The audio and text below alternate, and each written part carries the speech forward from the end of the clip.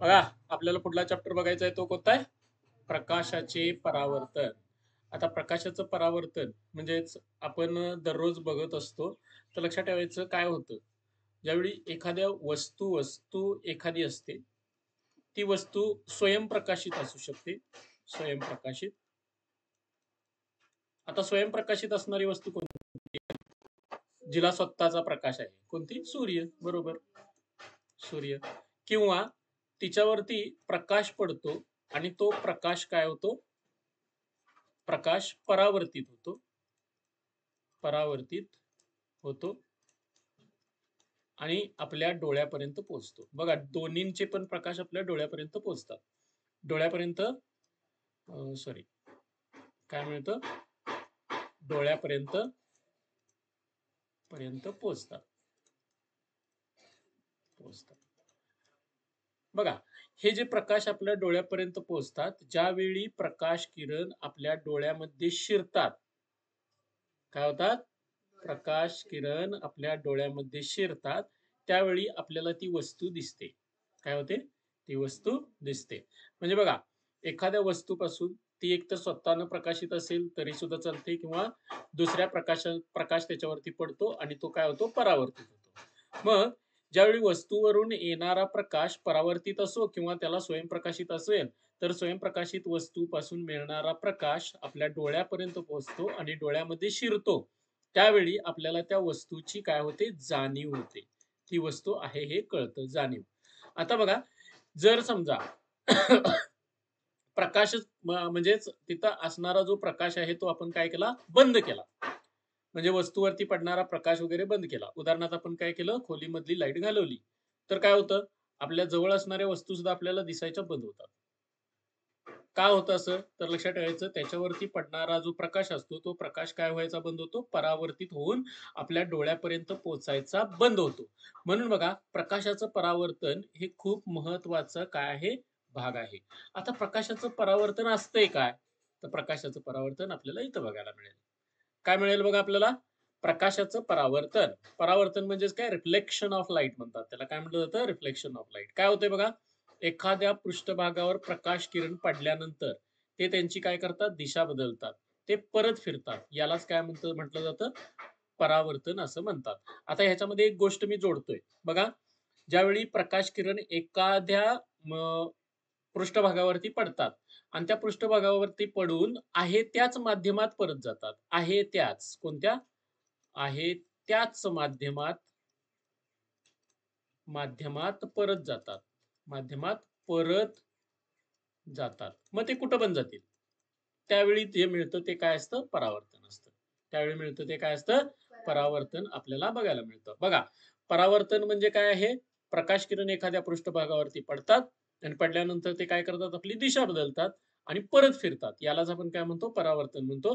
परंतु ते परत कुठे फिरतात? आहे त्याच माध्यमामध्ये परत जातात. आहे त्याच माध्यमामध्ये म्हणजेच काय? तर आता इथं बघा हा आरसा आहे. कोणता? तर PQ हा तुमचा आरसा आहे. PQ वरती हे किरण पडले. बघा कोणता किरण पडणार आहे? AO. कोणता? हा AO. इथनं A आणि इथं O. AO हा किरण पडला. तर आता बघा हा AO किरण इकडनं इकडं आला. त्याच्यानंतर तो या कशावरती पडला? काचीवरती पडला किंवा आपण काय म्हणतो आरशावरती पडला. त्याच्यानंतर तो काय झालाय बघा रे? दुसऱ्या बाजूला निघून गेलाय. दिशा बदलली. परंतु तो कोणत्या माध्यमात निघून गेला? ज्या माध्यमात आला त्याच माध्यमामध्ये परत गेला. झालंय ना? बघा आहे त्याच माध्यमामध्ये परत जातो. आहे त्याच माध्यमामध्ये परत जातो म्हणजेच काय? ज्या माध्यमातून आलाय त्याच माध्यमामध्ये परत जाणार. काय म्हणलं लक्षात आलं का?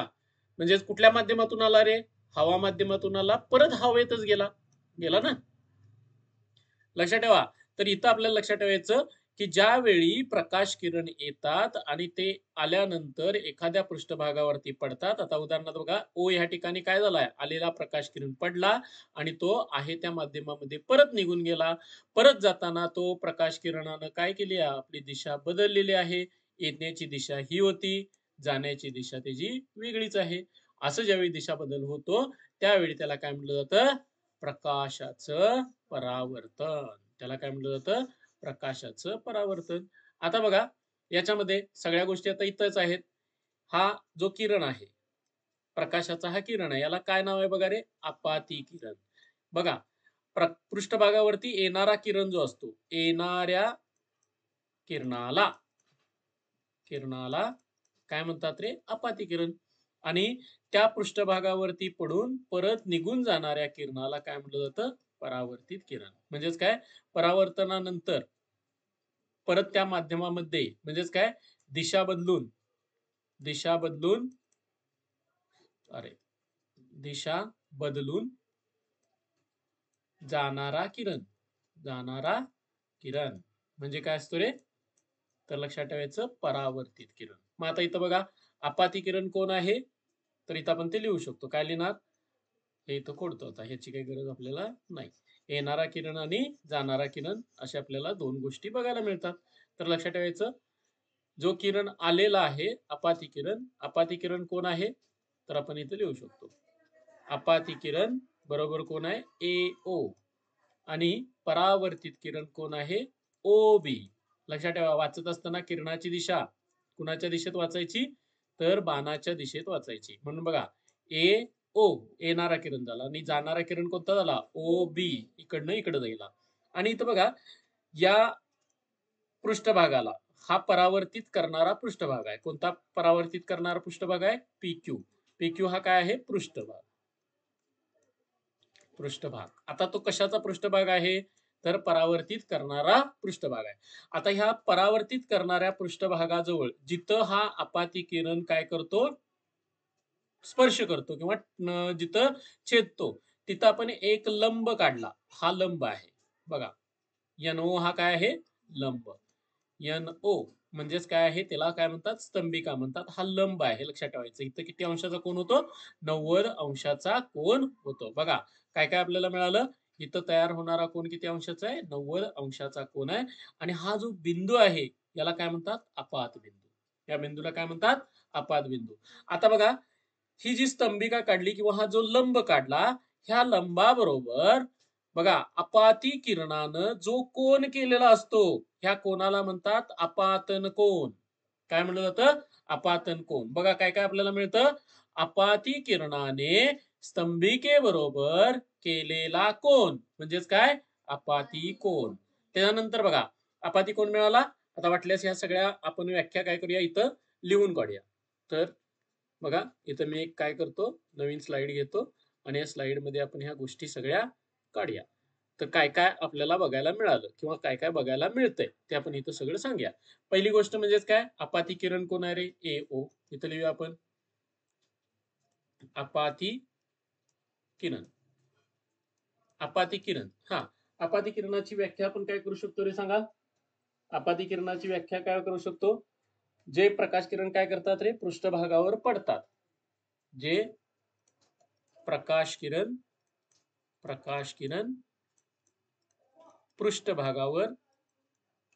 पृष्ठभागावर पडतात त्यांना काय म्हणायचं? अपाती किरण. कोणता अपाती किरण आहे आपला? AO हा अपाती किरण आहे. त्याच्यानंतर कोणता येणार रे? त्याच्यानंतर आपल्याला अपाती किरण मिळाल्यानंतर कोणता येणार? परावर्तित. परावर्तित म्हणजे काय? पृष्ठभागावरून परत फिरणारा जो किरण असतो त्याला काय म्हणतात? तर कोणता? परावर्तित किरण. हा, परावर्तित किरण कोणाला म्हणायचं? पृष्ठभागावरून परत फिरणारा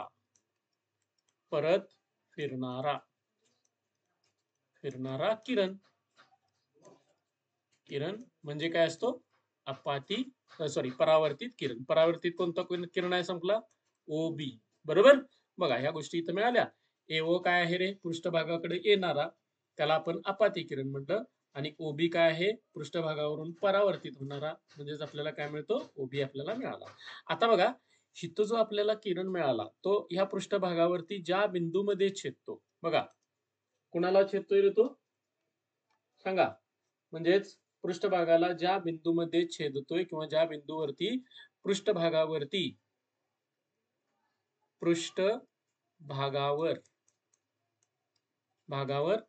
अपाती किरण व परावर्तित किरण, कुठला? परावर्तित किरण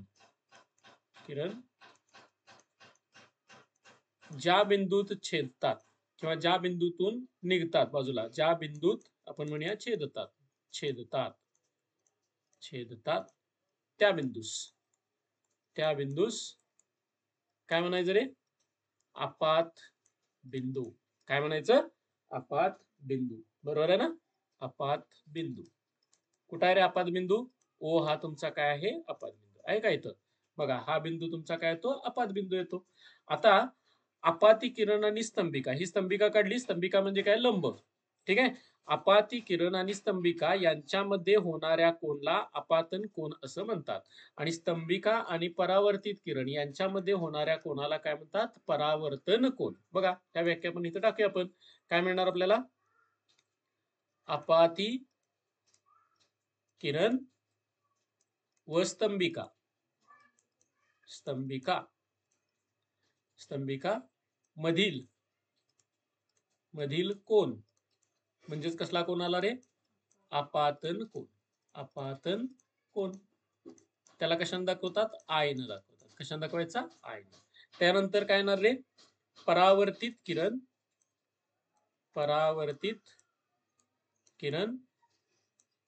व स्तंभिका मधील कोन. त्या कोणाला काय म्हणायचं रे? परावर्तित कोन.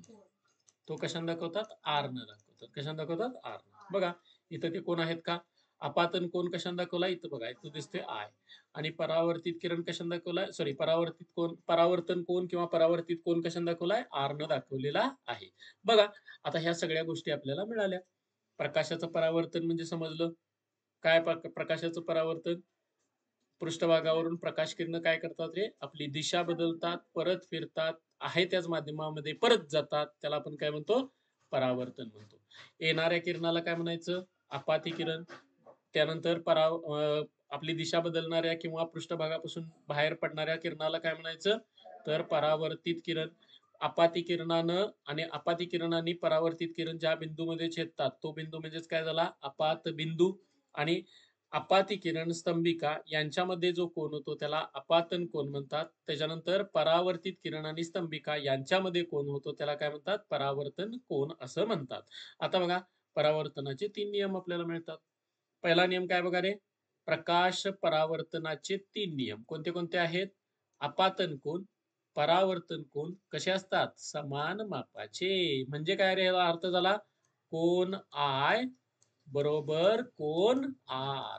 म्हणजे आय ची किंमत जर 30 अंश असेल तर आर ची किंमत सुद्धा किती होणार? 30 अंश होणार. आय ची किंमत जर 60 अंश असेल तर ह्याची पण किंमत किती होणार? 60 अंश. आता बघा इथं फसवतात काय तुम्हाला? याच्यामध्ये गणित विचारताना कसं, म्हणजे गणित जर विचारलं झालं तर फसवतात कसं? तर तुम्हाला बघा आपल्याला आपातन कोनाचं हे माहित आहे, व्याख्या माहित आहे. आपातन कोनाची व्याख्या सांगा वगैरे. हे काढून टाकतो सगळं. आपातन कोन म्हणजे कुठल्या कोणाला म्हणायचा? आपाती किरण आणि स्तंभिका यांच्यामधल्या कोनाला काय म्हणायचा? आय म्हणायचा. आणि परावर्तित किरण आणि स्तंभिका यांच्यामधल्या कोनाला काय म्हणायचं? आर. आता बघा गणितामध्ये कसं दिलं जातं?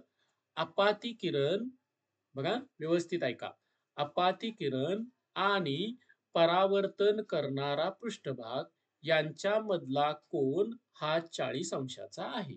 काय प्रश्न केला?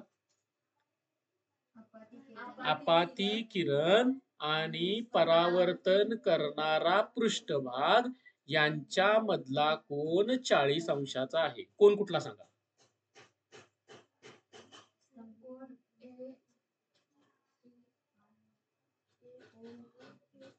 परत एकदा रिपीट करतो. आपाती किरण आणि परावर्तन करणारा पृष्ठभाग यांच्यामधला कोन 40 अंशाचा आहे.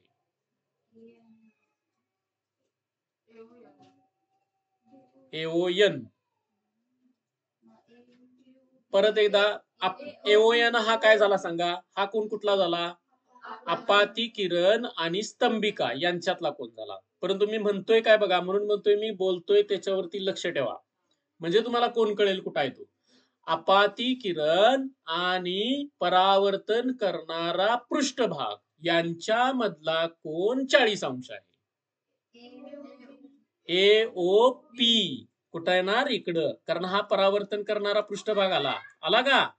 बघा प्रश्न विचारताना इथंच चुका होतात आणि हे चुकलं की तुमचं गणित चुकलं. काय कंडिशन सांगितली त्यांनी? आपाती किरण कोणता? हा, बरोबर.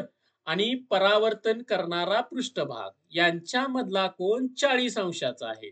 आणि तुम्हाला विचारतात काय माहित आहे, परावर्तन कोन सांगा, तर तुम्ही उत्तर काय करताय? 40. आणि ते चूक का?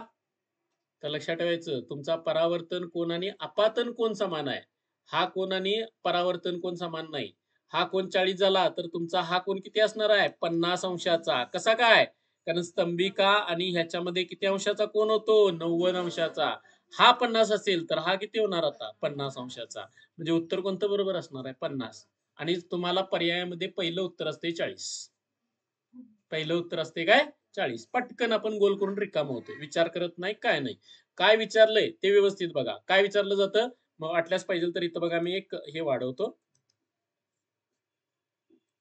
बघा कशा पद्धतीनं विचारतात, कसं फसवतात. तर फसवण्याचा प्रकार हाच असतो. बघा काय काय दिलंय. मी आता इथं अशीच आकृती डायरेक्ट काढतोय. काय आपल्याला त्याचा विचार करावा नको. डायरेक्ट आपण एक आकृती विचारात घेऊया. तर बघा कशी आकृती आहे. ही स्तंभिका आहे. ठीक आहे. तुमचं इथं एन नाव दिलं. हा काय पृष्ठभाग आहे? पी ओ आणि इथं क्यू दिलाय. बरोबर आहे? पीओ क्यूच आहे ना? PO Q. आता बघा हा काय झाला तुमचा? अपाती किरण म्हणजेच काय झाला? एओ. आणि हा काय झाला तुमचा? परावर्तित किरण म्हणजेच काय? ओबी. बरोबर. हा कोण तुमचा काय असतोय रे? आय. हा कोण किती असतोय सांगा? आर. हे माहित आहे तुम्हाला. कोण आय बरोबर काय? कोण आर. आताच आपण एक नियम शिकलोय. काय नियम शिकलोय? आपातन कोन आणि परावर्तन कोन समान मापाचे असतात. म्हणजे हा जर 50 असेल तर हा पण 50. ठीक आहे. आता तुम्हाला बघा प्रश्न विचारताना कसा विचारतात, तर इथं थोडक्यात विचारतो. कसा प्रश्न आहे बघा. आपाती किरण व परावर्तन पृष्ठभाग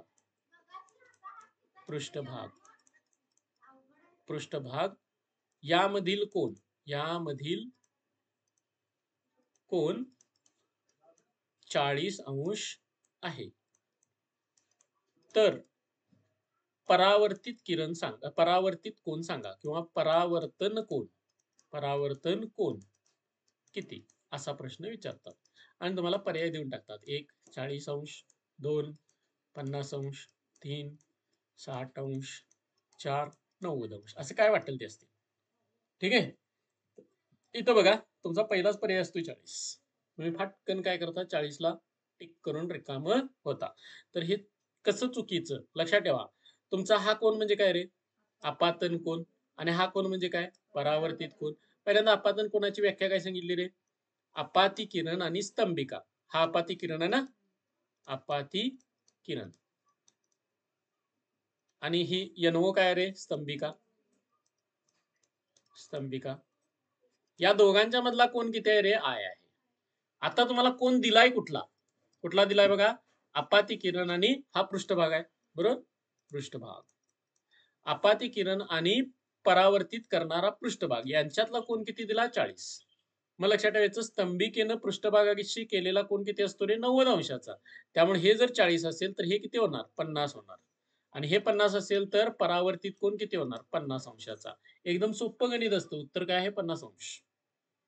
परंतु आपण व्यवस्थित वाचत नाही. तुम्हाला इथंच फसवलं जातं. मार्क घालवण्याचं शस्त्र कोणतं असेल तर हे आहे. लक्षात ठेवायचं. फसवायचं कसं तुम्हाला?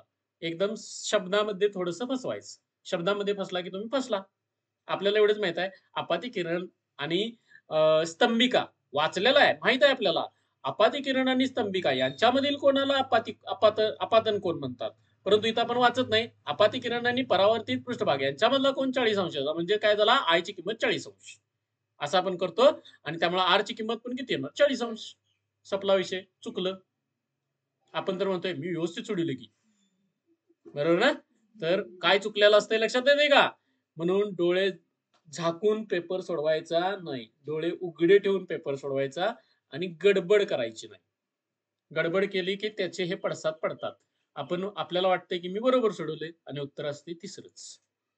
उत्तर काय असते? तिसरंच असते. हे डोक्यात घ्या. तर लक्षात आले पहिला नियम आपला मिळाला कोणता? अपातन कोन व परावर्तन कोन कसे असतात रे? समान मापाचे असतात. त्यानंतर बघा अपाती किरण, परावर्तित किरण, स्तंभिका एकाच प्रतलात असतात. सगळं कसं असतं? एकाच प्रतलात असतं. अपाती किरण, परावर्तित किरण स्तंभिकेच्या विरुद्ध बाजूस असतात. आहेत का बघा रे? अपाती किरण इकडं आहे, परावर्तित किरण इकडं आहे, स्तंभिका इथं आहे. आहे का? स्तंभिकेच्या कोणत्या बाजूला? डाव्या बाजूला कोण आहे? डाव्या बाजूला कोण आहे? अपाती किरण आहे. स्तंभिकेच्या उजव्या बाजूला कोण आहे? परावर्तित किरण. म्हणजे ते एकमेकांच्या विरुद्ध बाजूला आहेत का? आहेत. बरोबर? म्हणजे अपाती किरण आणि परावर्तित किरण हे स्तंभिकेच्या कशा असतात? विरुद्ध बाजूस असतात. आता इथं पण प्रश्न विचारला जाऊ शकतो. परावर्तनाचे खालीलपैकी परावर्तनाचा नियम कोणता? असा प्रश्न विचारतील. कसा प्रश्न करणार बघा.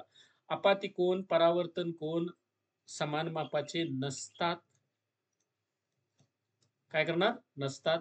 अपाती किरण, परावर्तित किरण व स्तंभिका एकाच प्रतलात असतात. अपाती किरण, परावर्तित किरण स्तंभिकेच्या एकाच बाजूस असतात. असे 3 वाक्य देतील आणि चौथं म्हणतील यापैकी नाही. उत्तर तुमचं काय? 2 नंबर तुमचं उत्तर असलं पाहिजे. हे आता बरं वाटतंय. पेपर येतोय हातात त्यावेळी बरं नसतंय. कारण त्यावेळी आपण हे विसरून गेलेलो असतोय. लक्षात ठेवा. असे प्रश्न इथं तयार केले जातात. आता बघा याच्यानंतर आपल्याला मिळतं प्रकाशाचं परावर्तनाचे प्रकार. प्रकाशाच्या परावर्तनाचे प्रकार बघा. प्रकाशाचे नियमित परावर्तन आणि दुसरं म्हणजेच काय? प्रकाशाचे अनियमित परावर्तन. असे 2 प्रकार पडतात. तर आता प्रकाशाचे नियमित परावर्तन असेल किंवा प्रकाशाचे अनियमित परावर्तन असेल तर याच्यामध्ये आपल्याला काय बघायला मिळतं? तर लक्षात घ्यायचं ज्यावेळी सपाट आणि गुळगुळीत पृष्ठभागावरून परावर्तन होतं त्याला नियमित परावर्तन म्हणतात. बघा सपाट पृष्ठभाग इथं कसा आहे? एकदम सपाट पृष्ठभाग आहे आणि ह्या सपाट पृष्ठभागावरून ज्यावेळी परावर्तन होतं त्याला काय म्हटलं जातं? नियमित. सपाट व गुळगुळीत पृष्ठभागावरून कोणतं परावर्तन होतं? नियमित परावर्तन होतं. आता नियमित परावर्तनामध्ये काय होते बघा रे? तर अपाती किरणाचे अपातन कोन आणि परावर्तन कोन हे समान मापाचे असतात. आणि त्यामुळे बघा परावर्तित किरण हे परस्परांना समांतर असतात. बघा हे इथं आपल्याला बघायला मिळतंय. अपाती कोन आले. हे काय झाले? अपाती किरण. कुठले? निळ्या कलरनं दाखवलेले अपाती किरण आहेत आणि हा इकडं आपल्याला मिळणारे कोणते आहेत सांगा? परावर्तित किरण. हे बघा हे एकमेकांना कसे असतात रे? समांतर. समांतर म्हणजेच काय रे? कधीही न छेदणारे. हे एकमेकांना छेदत नाहीत. बघा या पद्धतीनं अपाती किरण आणि परावर्तित किरण हे कसे असतात रे? एकमेकांना इथंच लिहूया पाहिजे तर आपण परावर्तित किरण एकमेकांना कशा असतात रे? समांतर असतात. त्याच्यानंतर बघा इथं जे आपल्याला कोन मिळतात. कुठले कोन रे? तर बघा I1 म्हणजे कुठला झाला रे? इथं I1 आहे. इथं कोणता दिसतोय आपल्याला? I1. तर I1 हा तुमचा कसला कोन झाला रे? अपाती कोन. आणि R1 हा तुमचा कसला झाला? परावर्तित कोन. ते समान मापाचे येतात. त्याच्यानंतर बघा आपल्याला इथं जे I1, I2, I3 हे सगळे असतात ना ते सारखेच असतात. मग त्यामुळे बघा आपल्याला काय काय मिळणार आहे. सगळ्याच गोष्टी इथं मी लिहितो पाहिजे तर I1 ला कोण बरोबर असतं? I2 ला कोण बरोबर असतं? I3. तर 3च आहेत. असे n नंबर ऑफ असू शकतात किती पण. आणि असं जर आपण काढलं तर I4 होणार ना आणि असं काढलं तर I5 होणार. असं किती पण. मग R1 बरोबर R2 बरोबर काय असतं? R3 पण असतं. असे आपल्याला काय मिळतात? याच्यामधले कोन बघायला मिळतात आणि हे जे कोन आपल्याला बघायला मिळतात हे कोन कसे असतात रे? समान मापाचे असतात. त्यामुळं इथं आपल्याला नियमित परावर्तनाबद्दल काय काय सांगू शकतो आपण? नियमित परावर्तन पहिली गोष्ट कोणती? सपाट आणि गुळगुळीत पृष्ठभागावरून नियमित परावर्तन होते. परावर्तन किरण एकमेकांना कसे असतात? समांतर असतात. आणि इथं होणारे जे कोन आहेत अपाती कोन असोत किंवा परावर्तित कोन असोत हे कसे असतात? समान मापाचे असतात. बघा हे 3 गोष्टी तिथं तुम्हाला लक्षात ठेवायच्या. काय काय लक्षात ठेवणार? नियमित परावर्तनाबद्दल खालील गोष्टी विचारात घ्या आणि तुम्हाला परावर्तन हे सपाट व गुळगुळीत पृष्ठभागावरून होते. नियमित परावर्तनामध्ये परावर्तित किरण एकमेकांना समांतर नसतात. नियमित परावर्तनामध्ये आपाती कोन आणि परावर्तित कोन हे समान मापाचे असतात. वरील पैकी कोणती गोष्ट नियमित परावर्तनाशी संलग्न नाही? 2 नंबर मी काय म्हणलं, समांतर नसतात म्हणलं, तर इथं काय असतात, समांतर असतात. ओके. आता बघा दुसरा प्रकार येतो तो कसला, अनियमित परावर्तनाचा. कसला येतो? अनियमित परावर्तन. खडबडीत पृष्ठभागावर होणारं परावर्तन म्हणजे कसलं असतं, अनियमित परावर्तन. आणि अनियमित परावर्तनामध्ये काय होते रे, समांतर पडणारे आपाती किरण आपातन कोन समान मापाचे नसतात. बघा आपातन कोन समान मापाचे नसतात आणि त्यामुळे परावर्तन कोन सुद्धा समान नसतात. बघा इथं आपल्याला काय मिळतंय, खडबडीत पृष्ठभागावरून कोणतं परावर्तन होतं, अनियमित परावर्तन होतं. आणि अनियमित परावर्तनामध्ये काय रे, अनियमित परावर्तनामध्ये समांतर पडणारे आपाती किरणाचे आपातन कोन. बघा इथं तुमचे किरण कसे आहेत रे, समांतर आहेत ना. समांतर जरी असले तरी त्यांचे आपाती कोन कसे नसतात, समान नसतात. आणि आपाती कोन समान नसल्यामुळे त्यांचं परावर्तित कोन सुद्धा समान नसतात.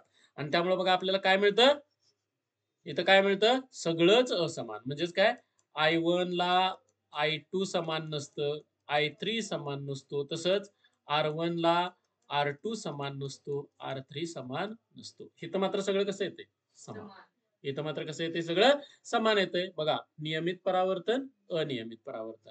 लक्षात आलेत का? 2 नियमित परावर्तन आणि कोणतं आलं, अनियमित परावर्तन. असे आपल्याला 2 प्रकार बघायला मिळतात. बघा इथं आपल्याला सगळ्या गोष्टी आहेत.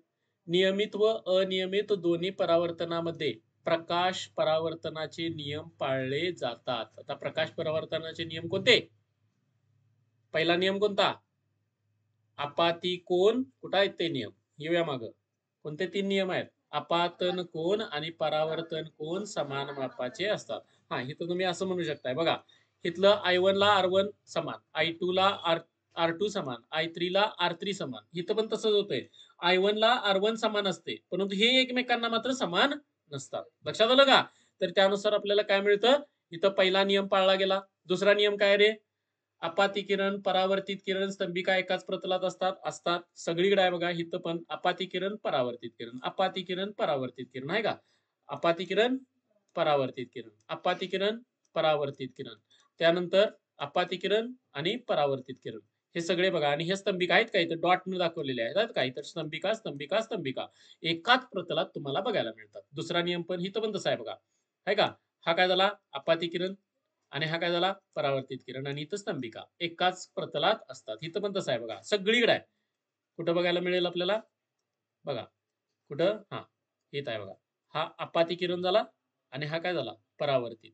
इथं आहे का स्तंभिका, इथं स्तंभिका आपल्याला बघायला मिळते. इथं I2 R2 असे आपल्याला सगळे कोण कसे येतात, समान मापाचेच बघायला मिळतात. तर बघा ही आपल्याला या पद्धतीनं गोष्ट मिळते. इथं काय मिळालं, सगळे नियम पाळले जातात. अनियमित परावर्तनामध्ये होणारे प्रकाशाचे परावर्तन हे परावर्तनाचे नियम पाळले गेले नाहीत म्हणून मिळालेले परावर्तन नसून ते परावर्तित पृष्ठभाग अनियमित असल्यामुळे मिळाले आहेत. बघा परावर्तनाचे नियम पाळले गेलेले नसतात असं नाही, परावर्तनाचे नियम पाळले जातात. परंतु पृष्ठभाग कसा असतो रे, अनियमित म्हणजे कसा असतो, खडबडीत. आणि त्यामुळे त्यांच्यामध्ये काय होतं रे, असा विचित्र प्रकार बघायला मिळतो. इकडनं आलेला इकडे जातोय, तिकडनं आलेला तिकडे जातोय, कुठं वाटेल तिथं जातं. असं आपल्याला जे मिळतं ते अनियमित परावर्तनामध्ये घडतं. आणि त्याच्यानंतर शेवटचा नियम कोणता आहे बघा, अनियमित परावर्तनामध्ये प्रत्येक आपातन बिंदूशी होणारा आपातन कोन वेगळा असतो, परंतु एकच आपातन बिंदू असणारे आपातन कोन आणि परावर्तन कोन मात्र कसे असतात, समान मापाचे. म्हणून बघा मग अशी मी सांगितलं होतं ना, I1 ला R1 समान, I2 ला R2 समान. हा परंतु हे समान नसते, कोण, R1 ला R2 समान नाही, R3 समान नाही. I1 ला I2 समान नाही, I3 समान नाही. परंतु हे एकमेकांशी मात्र कसे असतात? समान. हा आणि हा कसा येणार? समान. हा आणि हा कसा येणार? समान. हे एकमेकांना मात्र कसे येतात? समान. म्हणून बघा, अनियमित परावर्तन असू दे किंवा नियमित परावर्तन असू दे, त्याच्यामध्ये परावर्तनाचे नियम पाळले जातात. परावर्तनाचे 3 नियम आहेत. कोणते कोणते? आपाती कोन आणि परावर्तन कोन समान मापाचे असतात. आपाती कोन, परावर्तन कोन आणि स्तंभिका एकाच प्रतलात असतात. आपातन किरण आणि परावर्तित किरण स्तंभिकेच्या कशा असतात? विरुद्ध बाजूस असतात. हे सगळं ह्याच्यात पाळलं जाते.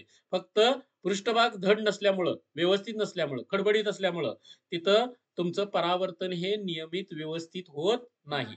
परंतु लक्षात ठेवायचं, याच्यामध्ये सुद्धा आपातन कोण असू दे नाही तर परावर्तन कोण असू दे, ते दोघं एकमेकांना मात्र कसे असतात? समान असतात. म्हणून बघा, I1 ला कोण समान असते? R1. I2 ला कोण समान असते? R2. आपला आणि तिसरा कोण कोणता? I3 ला कोण येणार? R3. हे समान येणार. परंतु हे एकमेकांशी समान नाहीत. कोण कोण? I1 ला I2 समान नाही, I2 ला I3 समान नाही. परंतु नियमित परावर्तनामध्ये मात्र काय होते रे? हे सगळे समान असतात. असतात ना? नियमित परावर्तनामध्ये बघा, I1 ला I2 समान, I2 ला I3 समान, सगळे समान येतात. आणि हे असे पण समान येतात. कसे? I1 ला R1, I2 ला R2, I3 ला R3. इथं मात्र कसं दिसतंय बघा रे? I1 ला I2 समान नाही, I2 ला I3 समान नाही. परंतु हे एकमेकांना समान असतात. कोण कोण?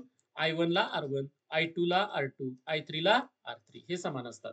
म्हणजे उदाहरणार्थ बघा, इथं बघा, ह्याचं माप जर 40 असेल, तर I2चं माप सुद्धा किती येणार? 40. I3चं माप सुद्धा किती येणार? 40. ह्याचं 40 असेल तर ह्याचं सुद्धा किती येणार? 40च येणार. ह्याचं 40 असेल तर ह्याचं पण किती येणार? 40च येणार. याचं 40 असेल तर ह्याचं पण किती येणार? 40. परंतु इथं बघा, पहिल्यांदा I1 ची किंमत जर 40 असेल, I2 ची किंमत 40 असणार नाही, काहीतरी वेगळी असेल, 42. I3 ची किंमत काहीतरी 47 असं येईल. तर ह्याची किंमत 40 असेल तर R1 ची किंमत मात्र किती येणार? 40 येणार. ह्याची 42 असेल तर ह्याची किंमत किती येणार? 42. ह्याची 47 असेल तर ह्याची किती येणार? 47. परंतु एकमेकांना मात्र ते समान होणार नाहीत. असं कशामध्ये घडतं? अनियमित परावर्तनामध्ये घडतं.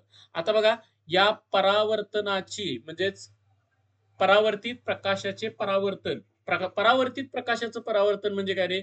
आता उदाहरणार्थ बघा, इथं मी एक आरसा ठेवला, ह्या आरशावरती असा प्रकाश पडला, ठीक आहे? आणि हा प्रकाश इकडे काय झाला रे? परावर्तित झाला. मी तो दुसरा आरसा ठेवला, काय होईल रे?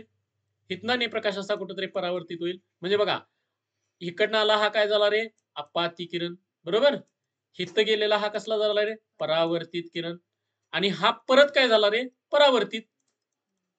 म्हणजे परावर्तित प्रकाशाचं परत परावर्तन आहे का? परावर्तित प्रकाशाचं परावर्तन. हा परावर्तित झालाय ना, आणि परत परावर्तित केला त्याला, आणि परत कुठेतरी तडाकला की आणि परत परावर्तित होईल. असं ज्यावेळी होतं त्यावेळी त्याला परावर्तनाचं परावर्तन म्हणतात. काय म्हणलं जातं? परावर्तनाचं परावर्तन, एकापेक्षा जास्त वेळा. लक्षात आलं का? असं होईल ना, आरसा ठेवला तर समोर एका आरशावरून दुसऱ्या आरशावरती काय करायचा? प्रकाश पडायचा. त्या आरशावरून तिसऱ्या आरशावरती प्रकाश पडायचा. करू शकतो ना आपण असं? तर लक्षात ठेवायचं, याचा उपयोग कुठे केला जातो? कशाचा? परावर्तित प्रकाशाचे परावर्तन. परत एकदा सांगतो, परावर्तित प्रकाशाचं परावर्तन कसं होतं? एका आरशावरती तुम्ही आपाती किरण टाकला, त्याचं काय झालं? परावर्तन झालं. परत दुसरा आरसा ठेवला, त्याच्यावरतून परावर्तन झालं. हा पण कसला किरण आहे रे? परावर्तन. हा पण कसला आहे? परावर्तन. म्हणजे परावर्तित प्रकाशाचं परत परावर्तन झालं. तो भाग कशामध्ये वापरला जातो? एक म्हणजे कॅलिडोस्कोप, म्हणजे त्याला शोभादर्शी किंवा चारूदर्शी असं म्हटलं जातं. आता कॅलिडोस्कोप कसा तयार करतात? तर याच्यामध्ये बघा, 3 वेगवेगळे काय केले जाते? आरसा घेतले जातात. आणि 3 वेगवेगळे आरसे कसे जोडले जातात बघा? हा एक आरसा, दुसरा आरसा, तिसरा आरसा. एकमेकांना असे चिकटवले जातात. हे बघा, हे इथून हा एक आहे आरसा, आहे का? तसाच एक खालच्या साईडला आहे बघा, इथं आहे का? खालच्या साईडला. आणि इकडले एक असतो तिरका.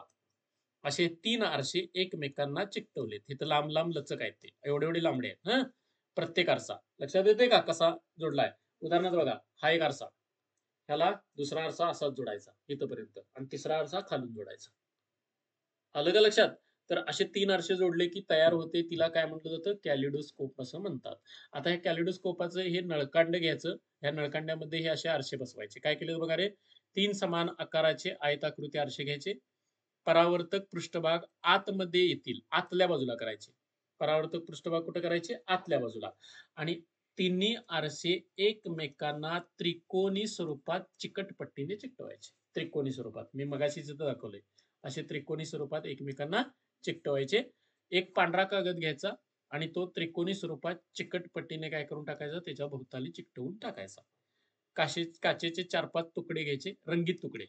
म्हणजे उदाहरणार्थ आपले कंडे असतात, काकणं असतात, फुटलेली, ते घ्यायचे आणि त्याच्या आत टाकायचे. आणि दुसऱ्या बाजूला एक कागदाने काय करायचं, बंद करायचं आणि एका बाजूला एक छिद्र पाडायचं आणि त्या छिद्रातून उजेड आत जाऊ द्यायचा. आपल्याला आतल्या बाजूला असंख्य प्रतिमा तयार झालेल्या दिसतील. कशामुळे होतात रे ते? परावर्तनाचं परावर्तन. म्हणजे बघा, पहिल्या आरशामध्ये तुमची प्रतिमा तयार झाली. ती प्रतिमा कुणावरती पडते रे? दुसऱ्या आरशावर. दुसऱ्या आरशावरली कुणावरती पडते? तिसऱ्या आरशावर. परत इथली प्रतिमा इथं पडते. इथली प्रतिमा इथं, इथली इथं, इथं, असं सारख्या प्रतिमा तयार होतात आणि लाखो प्रतिमा, असंख्य प्रतिमा तिथं आपल्याला तयार झालेल्या मिळतात. तिथं तुम्ही 7-8 फक्त काय टाकलेले असतील? काचेचे तुकडे टाकलेले असतील. तर त्या काचेच्या तुकड्याचे लाखो प्रतिमा. कधी न्हाव्या दुकानात गेला? पुढे एक आरसा असतोय, पाठीमागे एक आरसा असतोय. त्यात बघितलंय का कधी? आपल्या प्रतिमा दिसते, परत एक, परत परत परत परत परत. ते काय होतंय? पुढल्या आरशावली प्रतिमा मागल्या आरशावर, मागल्या आरशावली प्रतिमा परत पुढल्या आरशावर, पुढल्या आरशावली परत पाठीमागल्या, परत पुढल्या आरशावर. असं बघा, तुम्हाला आत प्रतिमा प्रतिमा प्रतिमा दिसत जातात. प्रतिमेच्या आत प्रतिमा, प्रतिमेच्या आत प्रतिमा, असं आपल्याला बघायला मिळतंय. हे बघितलंय का कधी? मग इथं लक्षात ठेवा, माणसं किती आहेत? एकच ना?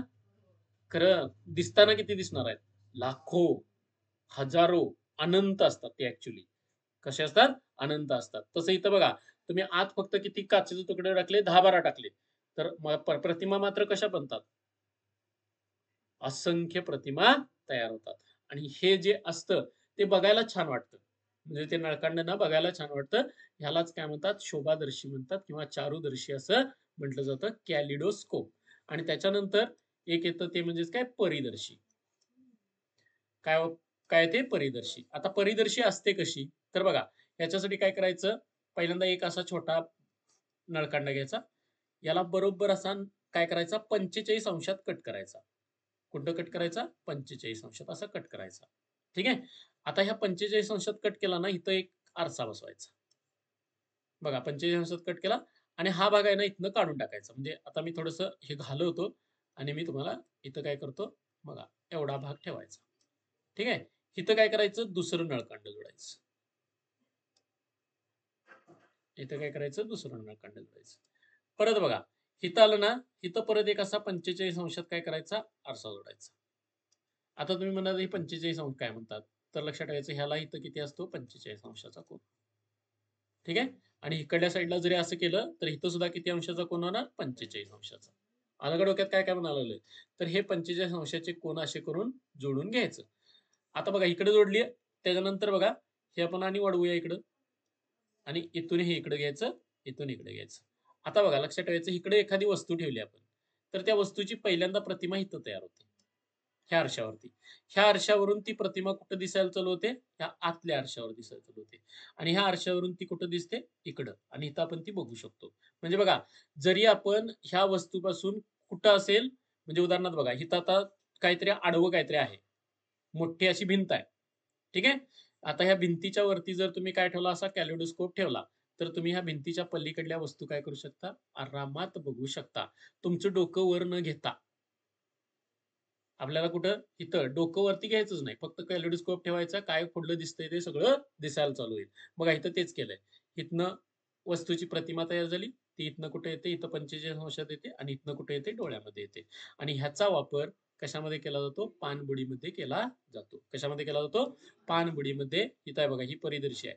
इथून अशी ही परिदर्शी खालीपर्यंत असते आणि इथं माणसं असतात, ती पुढे बसलेली असतात इथं.